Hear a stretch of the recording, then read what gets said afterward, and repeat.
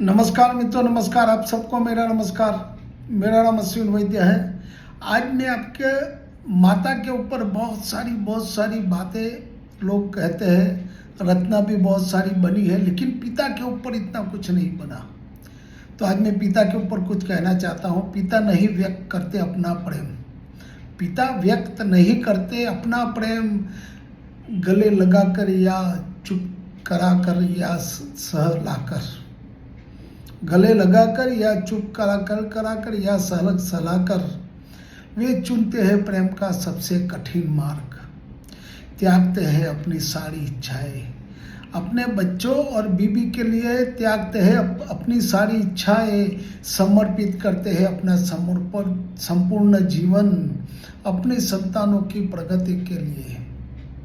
बनते हैं वह कठोर ढाल, झेलते हैं वे सारे वार जो उनकी संपत्ति के विकास मार्ग में आते हैं।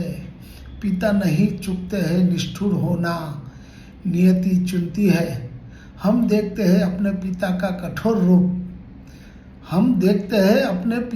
कठोर रूप, नहीं देख पाते उनका अव्यक्त प्रेम। Thank you.